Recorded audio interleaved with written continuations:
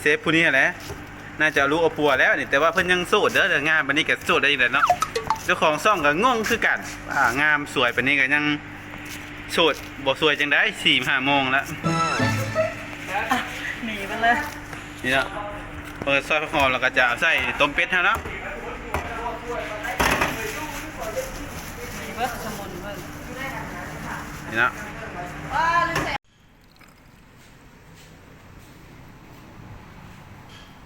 นี่เนาะจังหวะนี้ก็เบียกเอาเนาะ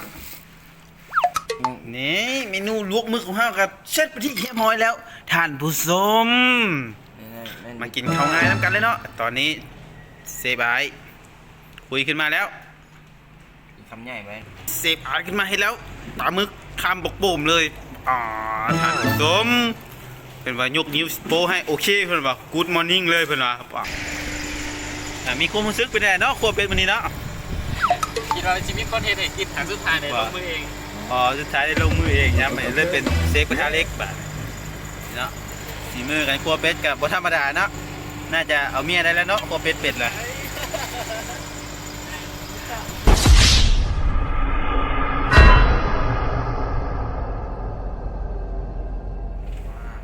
กับสบายดีท่านผู้ชมได้แขกผู้มีเกียรติทุกท่านมื้อนี้เจอกับซ่องตักทะแขกมื้อนี้ก็เป็นปีใหม่สกลเนาะเราจะมาเบิ่งเมนูในเฮาเฮ็ดกินเลยท่านผู้ชมปลาหมึกต้มใส่หม้อเนาะเซฟของเฮาเซฟไอนี่เนาะทีมงานของเฮามื้อนี้เฮาจะเฮ็ดเมนูลวกปลาหมึกกินกับข้าวเนาะจะเป็นจังไดมาเบิ่งนำเดียวเลยท่านผู้เบิ่งท่านผู้แนมแต่ก็ภาพกดติดตามกดไลค์กดแชร์ทั้งช่องพนามเนาะเมนูที่ขาดบ่ได้ก็คือ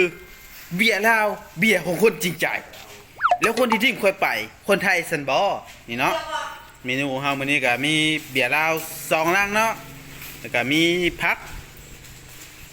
แล้วก็น้ำแข็งเนาะ เจ็บถ่าย นี่เนาะอันนี้ก็เจปูเนาะ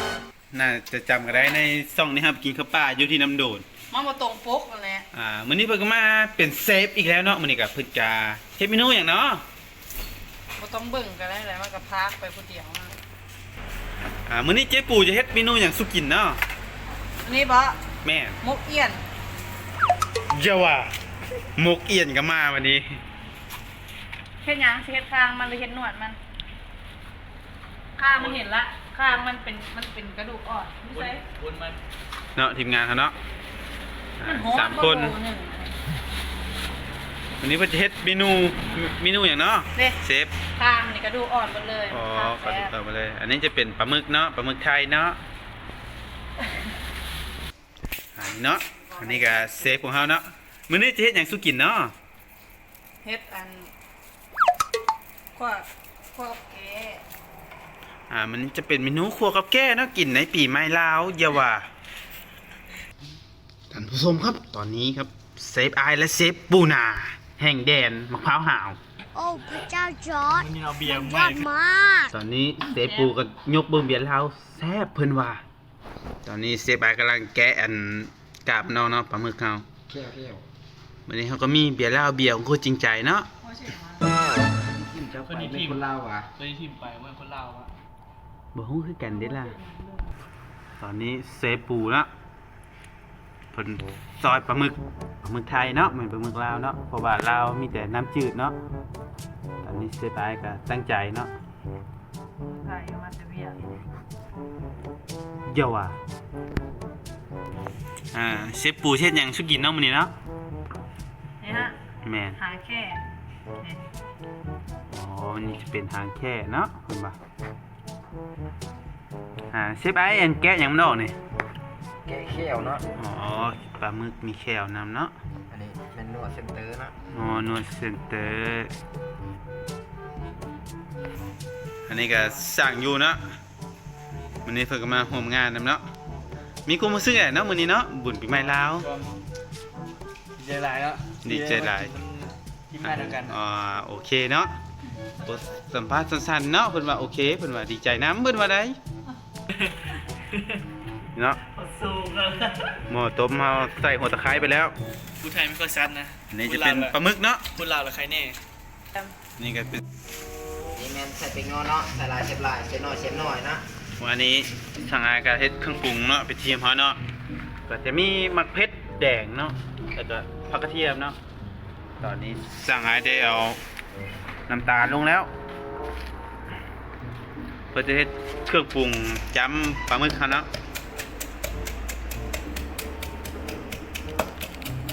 เมืองหน้าตามเนาะจริงจังขนาดเลย นั่งดีๆระวังหำแปะนะครับ อันนี้โบเป็นเซฟแบงค์นะจะเป็นเซฟอ้ายแห่งแดนมะพร้าวหาว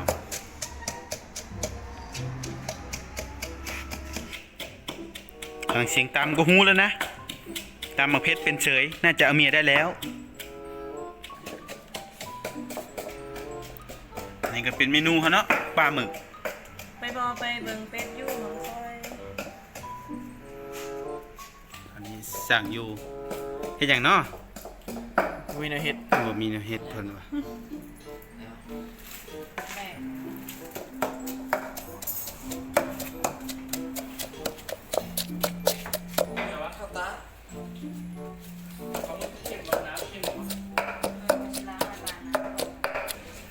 นี่เนาะในเป่านี่ก็จะเป็นเป็ดเนาะตะเกียบให้เป็นเมนูที่สองเนาะขาดไปแล้วก็คือเบียร์ลาวเนาะไม่ได้ก็เป็นปีใหม่สกลเนาะ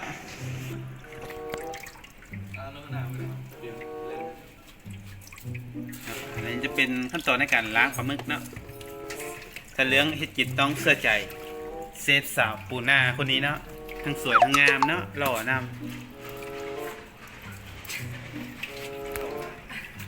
เทคนิคเด็กโหลดนะ อย่าพาว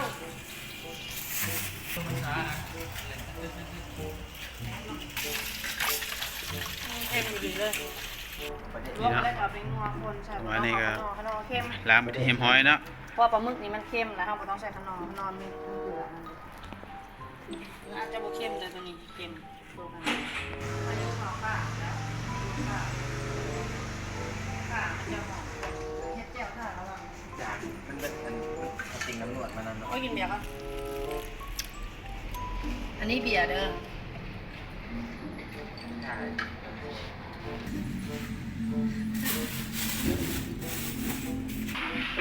อันนี้จะเป็นเมนูขาดไปเนาะเบียร์ลาวเนาะแกงก็อย่างกับแซฟเนาะกะเพิ่นก็บ่ได้ให้โฆษณาดอกค่ะโฆษณาให้เอง อันนี้นี่น้ำพัก วันนี้เชฟปูเฮาก็จะมาล้างผักหอมสู้กินเนาะ ถ้าล้างบ่เป็นนี่ล้างบ่ได้เด้ต้องเป็นคนที่ล้างเป็นเท่านั้น เจ้าว่า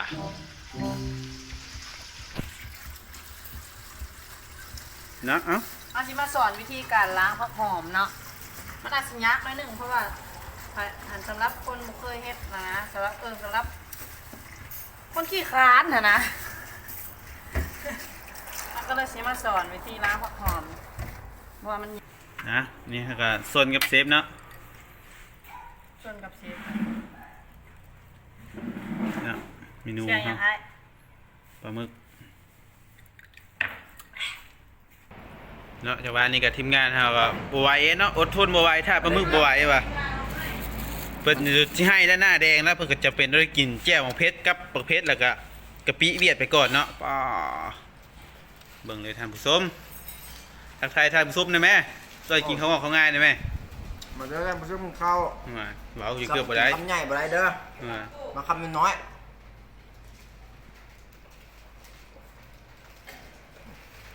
นี่เนาะ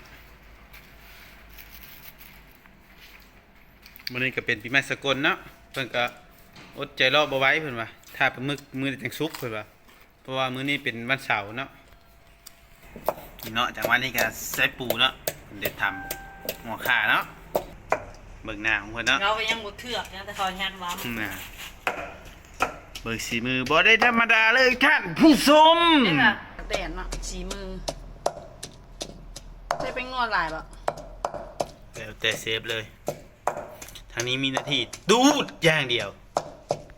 นี่เนาะเบิ่งสีหน้าของเซฟเพิ่นเนาะเดี๋ยวเอาที่ลาวหนาวมากไปว่ะมันได้ใส่วอร์มอีก ใส่มะเร็งเป็นลักเครื่องเขา เสียแต่เชฟคนนี้แหละเฮ็ดกิน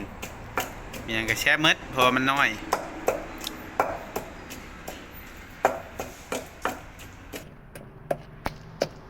ฝึกสีมือในการตำเนาะใครได้เป็นลูกเป็นเมียนะโอผิดหวังเลย เป็นลูกเป็นเมียอะไรถึงแล้ว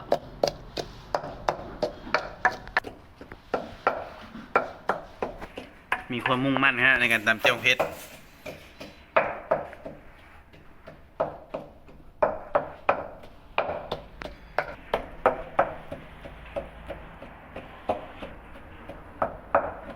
อันนี้ก็จะเป็นมื้อพักเบียกของเฮาเนาะอันอยู่สถานที่นี้กับร้านขายยางเนาะอิสระการยางท่าแค่แข้งขมวนเนาะสนใจยางยี่ห้ออย่างกะ แข็ง มาเบิ่งได้เนาะบ่จะเป็นยางรถเจาะรถจกเนาะนี่เนาะบ่โมดหารให้เลยก็มาเราซื้อได้เนาะบ่ว่าจะเป็นยางรถเจาะรถจักรรถทีบเนาะหรือว่ามอเตอร์ไซค์ก็มีเนาะรถใหญ่เนาะวิโก้เนาะอันนี้ก็เป็นยางพอกยางพันวันนี้ก็เป็นมื้อกินปีใหม่เชฟผู้หนึงกำลังครัวเนาะมีความรู้สึกเป็นไงเนาะครัวเป็นวันนี้เนาะ คิดว่าชีวิตคนเฮ็ดให้กินทางสุดท้ายในลงมือเอง อ๋อสุดท้ายได้ลงมือเองนะมันเลยเป็นเชฟกระทะเล็กแบบเนาะสีมือกันครัวเป็ดกับบ่ธรรมดาเนาะน่าจะเอาเมียได้แล้วเนาะครัวเป็ดแล้วตรงผมกับบ่ธรรมดาเนาะปั่นเป็นเกาหลีนี่เนาะเพิ่งก็สำเร็จเป็นที่เรียบร้อยแล้วเนาะ ก็มัน นี่เนาะถึงว่านี่ก็ขึ้นเตาเรียบร้อยแล้วเนาะเป็ดเฮาเนาะปาทีโทถ้าเบิ่งตอนเฮากินถ้าผู้ชมถ้าเบิ่งตอนเฮากินนี่เป็ดเฮากันยังหลายอยู่นี่ก็ขาเนาะขาเป็ด ครับการรีวิวขนาดเป็นตั้งหัว นี่เนาะของแก้มเฮานี่เนาะหวังว่าคงจื้อกันได้เนาะยูสลิกเมืองลาวถึงว่านี่ก็เจปู่เนาะมื้อหนาวบ่เป็นสิวมาบ่ถ่าย นี่เนาะเปิดกำลังซอยผักอย่างเนาะ นี่ไปเลิศ ผักอีเลิศตอนนี้จังหวะนี้เพิ่งก็ซอยผักอีเลิศ ถ้ามือแรงเจะขาดจะมาได้เด้อผักหอมบ่คือคนหอมดอก เยาว่ะเนาะเสื้อแต่เซฟผู้นี้แหละน่าจะรู้เอาปัวแล้วนี่แต่ว่าเพิ่นยังโสดเด้อแต่งานบัดนี้ก็โสดได้อีกแล้วเนาะเจ้าของซ่องก็งงคือกันงามสวยปานนี้ก็ยังโสดบ่สวยจังได้ 4-5 โมงแล้ว หนีไปเลย นี่เนาะเปิดซอยผักหอมแล้วก็จะเอาใส่ต้มเป็ดเฮาเนาะ มีเบิดสมุนเบิด นี่เนาะ ลืมใส่หาครับ ใครได้เป็นลูกเป็นผัวบนนั้นเลยแต่ว่าไม่ได้ให้อย่างเลยล้างมือกินอย่างเดียวเนาะท่านผู้ชมอันนี้ก็สาวประจำซ่องเท่านั้นอันนี้ก็เนาะพรีเซนเตอร์เนาะมือสีมือกันซอยพักเป็นเซยหน้ามันนี่กันเนาะจังหวะนี้กับพามาเบิ้งปิ้งเป็ดของเราเนาะเฮ็ดโดยสร้างเซฟยู เอาแล้วครับท่านผู้ชม ทำเป็ดออกมาครับท่านผู้ชมเนาะจังหวะนี้เนาะทำความสะอาดอันนี้หม้อต้มท่อมบ่หม้ออย่างเนาะนี่ หม้อต้มเป็ดบ่ มันมีตัวซับแล้ว น่ะสีมือในการคั่วบ่ธรรมดาท่านผู้ชมสงสัยเคย เจียวมาใส่ เปิดร้านปิ้งเป็ดมาก่อนนี่สงสัยบ่ได้ธรรมดาการคั่วเป็ดของเรา ใส่ไข่นะ สงสัยแต่เก้าเปิดร้านหายปิ้งเป็ด เปิดครับ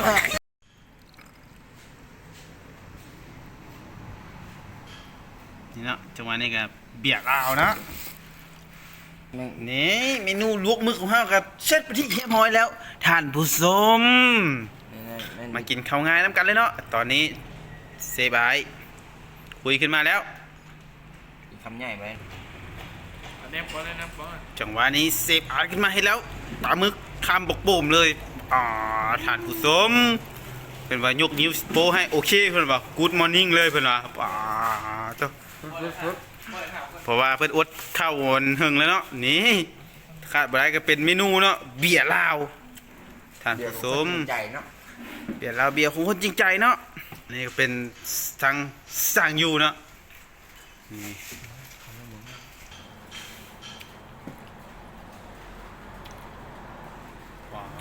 กินเหมือนแซ่บขนาดเลยท่านผู้ชม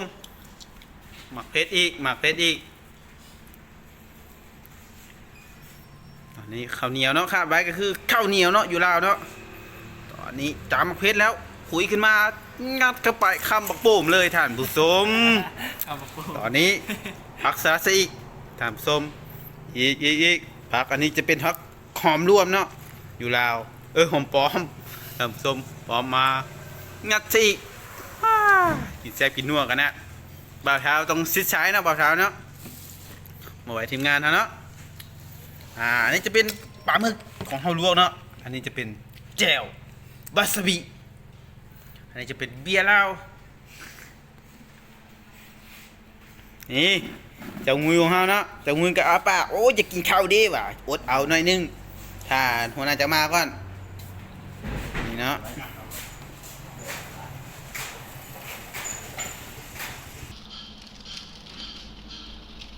นี่จะเป็นเบียร์เหล้าเนาะของแกมของเฮา